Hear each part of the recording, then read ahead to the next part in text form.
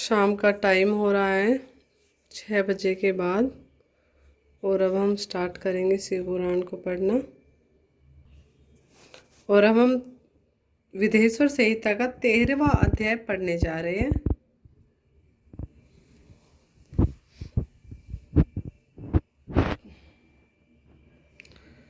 षडलिंग स्वरूप प्रणव का महात्म्य, उसके सूक्ष्म रूप ओमकार और स्थूल रूप पंचाक्षर मंत्र का विवेचन, उसके जप की विधि एवं महिमा, कार्य ब्रह्मा के लोकों से लेकर कारण रुद्र के लोकों तक का विवेचन करके कालातीत पंचावरण विशिष्ट शिवलोक के अनिवर्चनीय वैभव का निरूपण तथा शिव भक्तों के सत्कार की महत्ता। ऋषि बोले, प्रभु महामुने, आप हमारे लिए कर्म से षडलिंग स्वरूप प्रणव का महात्म्य तथा शिव भक्तों के पूजन का प्रकार बताइए। सूत जी ने कहा, महर्षियों, आप लोग तपस्या के धनी हैं। आपने यह बड़ा सुंदर प्रश्न उपस्थित किया है, किंतु इसका ठीक ठीक उत्तर महादेव जी ही जानते हैं, दूसरा कोई नहीं। तथापि भगवान शिव की कृपा से ही मैं इस विषय का वर्णन करूंगा। वे भगवान शिव हमारी और आप लोग की रक्षा का भारी भार बारंबार स्वयं ही ग्रहण करे। प्र नाम है प्रकृति से उत्पन्न संसार रूपी महासागर का प्रणव, इसके पार करने के लिए दूसरी नाव है, इसलिए इस ओंकार को प्रणव की संज्ञा देते हैं। ओंकार अपने जप करने वाले साधक को से कहता है, प्रपंच ने नहीं है वह तुम लोगों के लिए। अतः इस भाव को लेकर विज्ञानी पुरुष ओम को प्रणव नाम से जानते हैं। इसका दूसरा भाव यो है, प्रकर्षण ने नियत व युष्मान मोक्षमिति व प्रणव है, अर्थात यह तुम सब उपासकों को बलपूर्वक मोक्ष तक पहुंचा देगा। इस अभिप्राय से भी इसे ऋषि मुनि प्रणव कहते हैं। अपना जप करने वाले योगियों के तथा अपने मंत्र की पूजा करने वाले उपासक के समस्त कर्मों का नाश करके यह दिव्य नूतन ज्ञान देता है, इसीलिए भी इसका नाम प्रणव है। उन माया रहित महेश्वर को ही नव अर्थात नूतन कहते हैं। वे परमात्मा प्रकृष्ट रूप से नव अर्थात शुद्ध स्वरूप है, इसीलिए प्रणव कहलाते हैं। प्रणव साधक को नव अर्थात नवीन शिव स्वरूप कर देता है, इसीलिए भी विद्वान पुरुष उसे प्रणव के नाम से जानते हैं, अथवा प्रकृष्ट रूप से नव दिव्य परमात्मा ज्ञान प्रकट करता है, इसीलिए वह प्रणव है। प्रणव के दो भेद बताए गए हैं, स्थूल और सूक्ष्म। एक अक्षर रूप जो ओम है उसे सूक्ष्म प्रणव जानना चाहिए, और नमः शिवाय इस 5 अक्षर वाले मंत्रों को स्थूल प्रणव समझना चाहिए। जिसमें 5 अक्षर व्यक्त नहीं है वह सूक्ष्म है, और जिसमें 5 अक्षर सुस्पष्ट रूप से व्यक्त है वह स्थूल है। जीवन मुक्त पुरुष के लिए सूक्ष्म प्रणव के जप का विधान है, वही उसके लिए समस्त साधनों का सार है। यद्यपि जीवन मुक्त के लिए किसी साधन की आवश्यकता नहीं है, क्योंकि वह सिद्ध रूप है, तथापि दूसरों की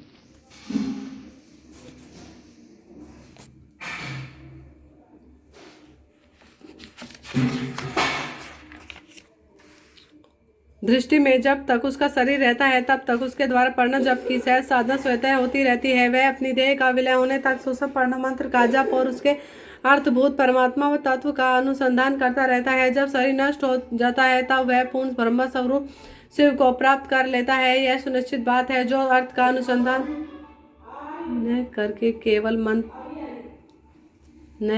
केवल मंत्र का जप करता है उसे निश्चय ही योग की प्राप्ति होती है। जिसने 36 करोड़ मंत्र का जप कर लिया हो उसे अवश्य ही योग प्राप्त हो जाता है। सूक्ष्म प्रणव के भी हर्ष और दीर्घ के भेद से 2 रूप जानने चाहिए, अकार उकार मकार बिंदुनाथ शब्द काल और कला। इनसे युक्त जो प्रणव है उसे दीर्घ प्रणव कहते हैं। वह योगियों के ही हृदय में स्थित होता है। मकारांत पर्यत जो ओम है वह ऊ में इन 3 तत्वों से युक्त है, इसी को हर्ष प्रणव कहते हैं। शिव है, ऊ शक्ति है और मकार इन दोनों की एकता है, वह त्रितत्व रूप है। ऐसा समझकर हर्ष प्रणव का जप करना चाहिए। जो अपने समस्त पापों का सह करना चाहता है उनके लिए इस हर्ष प्रणव का जप अत्यंत आवश्यक है। पृथ्वी जल तेज वायु और आकाश, ये 5 भूत तथा शब्द स्पर्श आदि इनके 5 विषय, ये सब मिलकर 10 वस्तुएं मनुष्यों की कामनाओं को विषय में इनकी आशा मन में लेकर जो कर्मों के अनुष्ठान में संलग्न होते हैं वे 10 प्रकार के पुरुष प्रवृत्त अथवा प्रवृत्ति मार्ग कहलाते हैं, तथा जो निष्काम भाव से शास्त्र विहित कर्मों का अनुष्ठान करते हैं वे निर्वृत्त अथवा निवृत्ति मार्ग में कहे गए हैं। प्रवृत्ति पुरुषों को हर्ष प्रणव का ही जप करना चाहिए, और निर्वृत्त पुरुषों को दीर्घ प्रणव का व्याहृत्यों तथा अन्य मंत्रों के आदि में इच्छा अनुसार शब्द और कला से युक्त प्रणव का उच्चारण करना चाहिए। वेद के आदि में और दोनों संध्याओं की उपासना के समय भी ओंकार का उच्चारण करना चाहिए। प्रणव का 9 करोड़ जप करने से मनुष्य शुद्ध हो जाता है। फिर 9 करोड़ का जप करने से वह पृथ्वी तत्व पर विजय पा लेता है। तत्पश्चात पुनः 9 करोड़ का जप करके वह जल तत्व को जीत लेता है। पुनः 9 करोड़ का जप अग्नि तत्व पर विजय पा लेता है। तदनंतर फिर 9 करोड़ का जप करके वह वायु तत्व पर विजय पा होता है। फिर 9 करोड़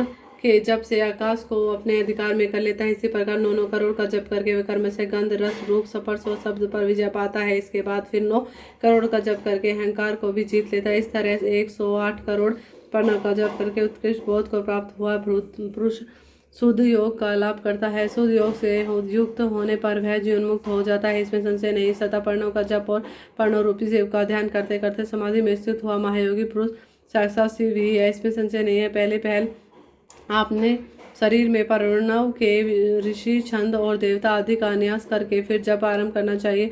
आकार आदि मात्र का वर्णों से युक्त प्रणव का अपने अंगों में न्यास करके मनुष्य ऋषि हो जाता है। मंत्रों के दशाविध संस्कार मात्र का न्यास तथा षड्धव शोधन आदि के साथ संपूर्ण न्यास फल उसे प्राप्त हो जाता है। परवर्ती तथा परवर्ती के निर्वर्ती से मिश्रित भाव वाले पुरुषों के लिए स्थूल प्रणव का जप ही अभिसाधक होता है। क्रिया तप और जप के योग से शिव योगी 3 प्रकार के होते हैं। जो कर्मशय क्रिया योगी, तपोयोगी और जप योगी कहलाते हैं। जो धन आदि वैभव से पूजा सामग्री का संचय करके हाथ आदि अंगों से नमस्कार आदि क्रिया करते हुए इष्ट देव की पूजा में लगा रहता है, वह क्रिया योगी।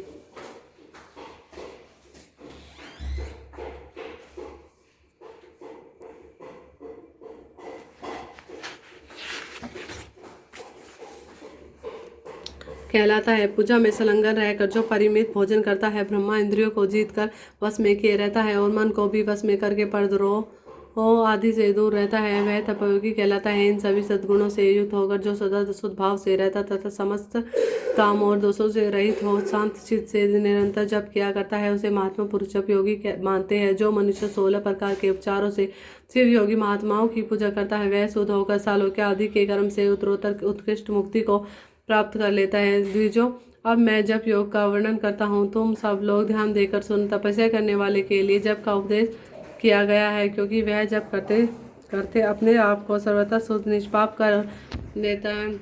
ब्राह्मणों पहले नमः पद हो, उसके बाद चतुर्थी भक्ति में शिव शब्द हो तो पंचतत्वात्मक तन्नामय शिवाय मंत्र होता है। इसे शिव पंचाक्षर कहते हैं। यह स्थूल प्रणव रूप है। इस पंचाक्षर के जप से ही मनुष्य संपूर्ण सिद्धियों को प्राप्त कर लेता है। पंचाक्षर मंत्र के आदि में ओंकार लगाकर ही सदा उसका जप करना चाहिए। दूसरा, गुरु के मुख से पंचाक्षर मंत्र का उपदेश पाकर जहाँ सुखपूर्वक निवास किया जा सके, ऐसी उत्तम भूमि पर महीने के पूर्व पक्ष शुक्ल में प्रतिपाद से आरंभ करके कृष्ण पक्ष की चतुर्दशी तक निरंतर जप करता रहे। माघ और भादों के महीने अपना विशिष्ट महत्व रखते हैं। यह समय सब समयों से उत्तमोत्तम माना गया है। साधक को चाहिए कि वह प्रतिदिन एक बार परिमित भोजन करे, मौन रहे, इंद्रियों को वश में रखे, अपने स्वामी और माता पिता की नित्य सेवा करे। इस नियम से रहकर जप करने वाला पुरुष एक सहस्त्र जप से ही शुद्ध हो जाता है, अन्यथा वह ऋणी होता है। भगवान शिव का निरंतर चिंतन करते हुए पंचाक्षर मंत्र का 5 लाख जप करे।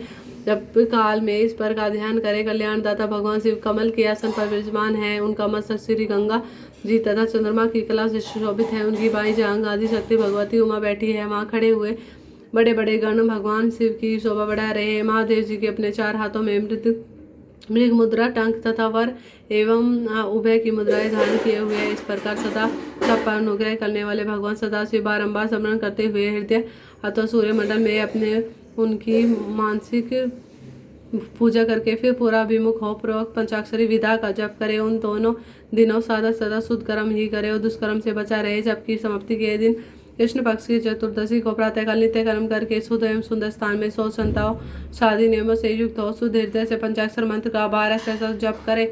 तत्पश्चात 5 सप्तनी ब्राह्मणों का जो श्रेष्ठ एवं से भक्त हो वर्ण करे। इनके अतिरिक्त एक श्रेष्ठ आचार्य परवर का भी वर्ण करे और उसे शाम सदाशिव का स्वरूप समझे। ईशान, तत्पुरुष, अघोर, वामदेव तथा सदोजात इन 5 के प्रतीक स्वरूप 5 ही श्रेष्ठ और शिव भक्त ब्राह्मणों का वर्ण करने के पश्चात पूजन सामग्रियों को एकत्र करके भगवान शिव का पूजन आरंभ करें। विधि पूर्वक शिव की पूजा संपन्न करके होम आरंभ करें। अपने गुहास्त्रों के अनुसार सुखांत कर्म करके अर्थात परिसमून उपलेपन, उल्लेखन, मृत्यु, सुधारण और अभियुक्षण, इन पंचभूत संस्कारों के पश्चात वेदी पर स्वाभिमुख अग्नि को स्थापित करके कुशक कंडिका के अनंतर प्रज्वलित अग्नि में आज्य भागांत आहुति देकर प्रस्तुत होमा का कार्य आरंभ करें।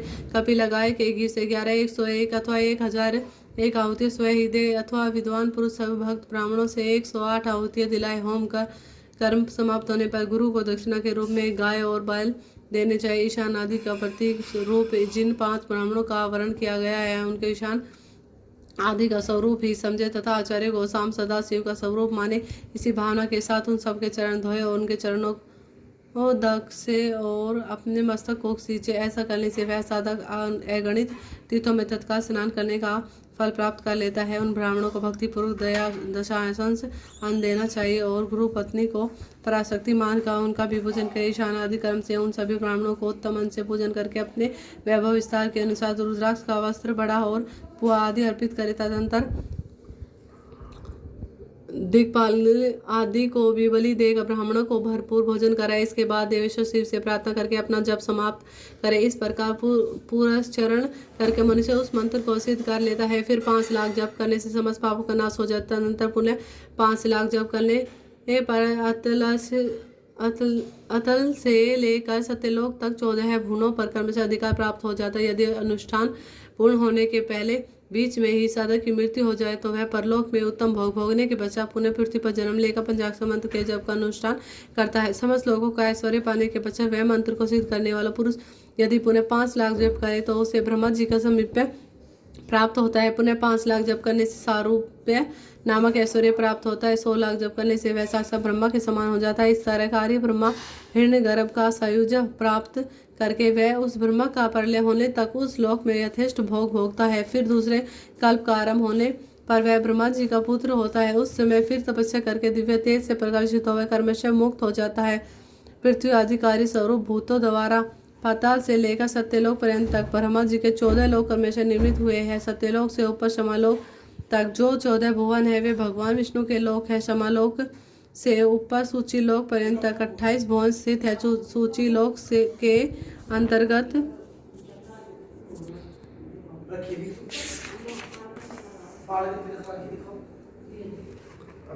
कैलाश में प्राणियों का संहार करने वाले रुद्रदेव विराजमान है। सूची लोक से ऊपर अहिंसा लोक पर्यंत तक 56 भुवनों की स्थिति है। अहिंसा लोक का आश्रय लेकर जो ज्ञान कैलाश के नामक नगर शोभा पाता है उसमें कार्यभूत महेश्वर सबको अधिष्ठ करके रहते हैं। अहिंसा लोक के अंत में काल चक्र की स्थिति है। यहाँ तक कि महेश्वर के विराट स्वरूप का वर्णन किया गया है। वहीं तक लोकों का तिरोधान अथवा लय होता है। इसके नीचे कर्मों का भोग है और उससे ऊपर ज्ञान का भोग है। इसके नीचे कर्म माया है और उसके ऊपर ज्ञान माया है। अब मैं कर्म माया और ज्ञान माया का तात्पर्य बता रहा हूँ। माँ का अर्थ है लक्ष्मी, उससे कर्म भोग ज्ञात प्राप्त होता है, इसीलिए वह माया अथवा कर्म माया कहलाती है। इसी तरह माँ अर्थात लक्ष्मी से ज्ञान भोग ज्ञात अर्थात प्राप्त होता है, इसीलिए उसे माया या ज्ञान माया कहा गया है। उपयुक्त सीमा से नीचे नश्वर भोग है और ऊपर नित्य भोग है। इससे नीचे ही निरोधान और लय है, ऊपर नहीं। वहाँ से नीचे कर्म माया पाशों द्वारा बंधन होता है, ऊपर बंधन सदा अभाव है। उससे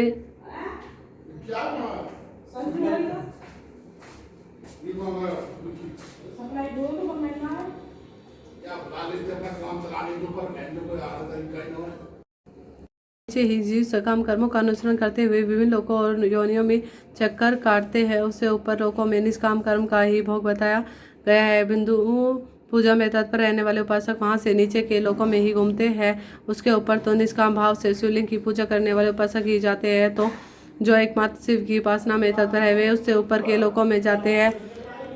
वहाँ से नीचे की जीव कोटि है और ऊपर ईश्वर कोटि है। नीचे संसारी जीव रहते हैं और ऊपर मुक्त पुरुष। नीचे कर्मलोक है और ऊपर ज्ञान लोक है। ऊपर मद और अहंकार का नाश करने वाली नर्मदा है। वहाँ जन्म जनित तिरोधान नहीं है, उसका निवारण किए बिना वहाँ किसी का प्रवेश संभव नहीं है। इसी प्रकार तिरोधान का निवारण करने से वहाँ ज्ञान शब्द का अर्थ प्रकाशित होता है। आदि भौतिक पूजा करने वाले लोग उसके नीचे लोकों में ही चक्कर काटते हैं। जो आध्यात्मिक उपासना करने वाले हैं वे ही उससे ऊपर को जाते हैं। जो सत्य अहिंसा तथा धर्मों से युक्त है वो भगवान शिव के पूजन में तत्पर रहते हैं। वे काल चक्र को पार कर जाते हैं। काल चक्र ऐश्वरिक सीमा तक जो विराट महेश्वर लोक बताया गया है उससे ऊपर विश्व के आकाश में धर्म की स्थिति है। वह ब्रह्मचार्य का मूर्तिमान रूप है। उसके सत्य, सोच, अहिंसा और दया ये चार पाद है। वह साक्षात शिवलोक के द्वार पर खड़ा है। क्षमा उसके सिंह है, शमकान है, वैद वेद ध्वनि रूपी सबसे भूषित है। आस्तिकता उसके दोनों नेत्र है। विश्वास ही उसकी श्रेष्ठ बुद्धि एवं मान्य है। क्रिया आदि धर्म रूपी जो वृषभ है वे कारण आदि में स्थित है। ऐसा जानना चाहिए कि उस क्रिया रूप वृषभा का धर्म पर कालातीत शिव आरूढ़ होते हैं। ब्रह्मा, विष्णु और महेश्वर की जो अपनी अपनी आयु है उसी को दिन कहते हैं। जहाँ धर्म रूपी वृषभ की स्थिति है उससे ऊपर न दिन है न रात्रि है। वहाँ जन्म मरण आदि भी नहीं है। वहाँ फिर से कारण स्वरूप ब्रह्मा के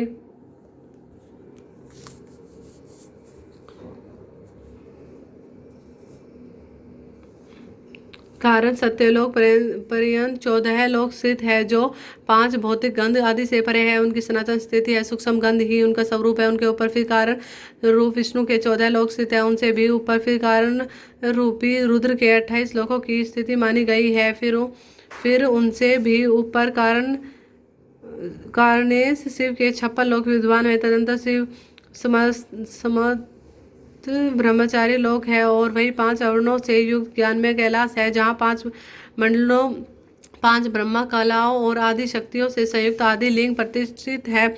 उसे परमात्मा शिव का शिवालय कहा गया है। वहीं पराशक्ति से युक्त परमेश्वर शिव निवास करते हैं। वे सृष्टि, पालन, संहार, तिरोभाव और अनुग्रह इन 5 कृत्यों में प्रवीण है।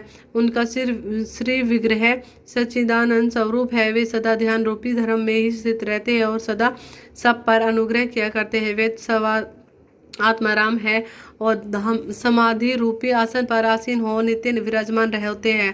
कर्म एवं ध्यान आदि का अनुष्ठान करने से कर्म से साधन पथ में आगे बढ़ने पर उनका दर्शन साध्य होता है। नित्य नैमित्तिक आदि कर्मों द्वारा देवताओं का आयोजन करने से भगवान शिव के समाराधन कर्म में मन लगता है। क्रिया आदि जो शिव संबंधी कर्म है उनके द्वारा शिव ज्ञान सिद्ध करे।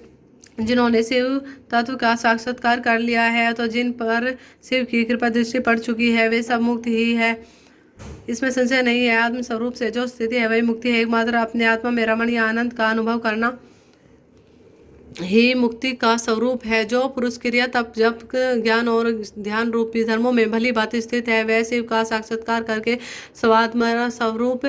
स्वात्माराम स्वरूप मोक्ष को भी प्राप्त कर लेता है। जैसे सूर्यदेव अपनी किरणों से अशुद्धि को दूर कर देते हैं उसी प्रकार कृपा करने में कुशल भगवान शिव अपने भक्तों के अज्ञान को मिटा देते हैं। अज्ञान की निवृत्ति हो जाने पर शिव ज्ञान स्वतः प्रकट हो जाता है। शिव ज्ञान से अपना विशुद्ध स्वरूप आत्माराम तो प्राप्त होता है और आत्माराम तव की सम्यक सिद्धि हो जाने पर मनुष्य कृतकृत हो जाता है। इस तरह यहाँ जो कुछ बताया गया है वह पहले मुझे गुरु परंपरा से प्राप्त हुआ था। तत्पश्चात मैंने पुनः नंदीश्वर के मुख से इस विषय को सुना था। नंदी स्थान से परे जो संसद वेद शिव वैभव है उसका अनुभव केवल भगवान शिव को ही है। साक्षात शिवलोक को उस वैभव का ज्ञान सबको शिव की कृपा से ही हो सकता है, अन्यथा नहीं। ऐसा आस्तिक पुरुषों का कथन है। साधक को चाहिए कि वह 5 लाख जप करने के पश्चात भगवान शिव की प्रसन्नता के लिए महाअभिषेक एवं निवेदन करके शिव भक्तों का पूजन करे। भक्ति की पूजा से भगवान शिव बहुत ही प्रसन्न होते हैं। शिव और उनके भक्तों में कोई भेद नहीं है। वह साक्षात शिव रूप ही है। शिव रूप मंत्रों को धारण करके वह शिव ही हो गया रहता है। शिव भक्त का शरीर शिव रूप ही है, अतः उसकी सेवा में तत्पर रहना चाहिए। जो शिव के भक्त है वे लोग और वेद की सारी क्रियाओं को जानते हैं। जो कर्म से जितना शिव मंत्र का जप कर लेता है उसके शरीर को उतना ही शिव का सामीप्य प्राप्त हो जाता है। इसमें संशय नहीं। शिव भक्त स्त्री का रूप देवी पार्वती का ही स्वरूप है। वह जितना मंत्र जपती है उसे उतना ही देवी का सानिध्य प्राप्त होता जाता है। साधक स्वयं शिव स्वरूप होकर पराशक्ति का पूजन करे। शक्ति के वेर और लिंग का चित्र बनाकर अथवा मिट्टी आदि से इनकी आकृति का निर्माण करके प्राण प्रतिष्ठा पूर्वक निष्कपट भाव से इनका पूजन करें। शिवलिंग को शिव मानकर अपने को शक्ति रूप समझकर, शक्तिलिंग को देवी मानकर अपने को शिव रूप समझकर, शिवलिंग को नाद रूप तथा शक्ति को बिंदु रूप मानकर परस्पर सटे हुए शक्तिलिंग और शिवलिंग के प्रति उप प्रधान और प्रधान की भावना रखते हुए जो शिव और शक्ति का पूजन करता है वह मूल रूप की भावना करने के कारण शिव रूप ही है। शिव भक्त शिव मंत्र का मंत्र रूप होने के कारण शिव के ही स्वरूप है। जो 16 उपचारों से इनकी पूजा करता है उसे अभिष्ट वस्तु की प्राप्ति होती है। जो शिवलिंगोपासक है, शिव भक्ति की सेवा आदि करके उसे आनंद प्रदान करता है, उस विद्वान पर भगवान शिव बड़े ही प्रसन्न होते हैं।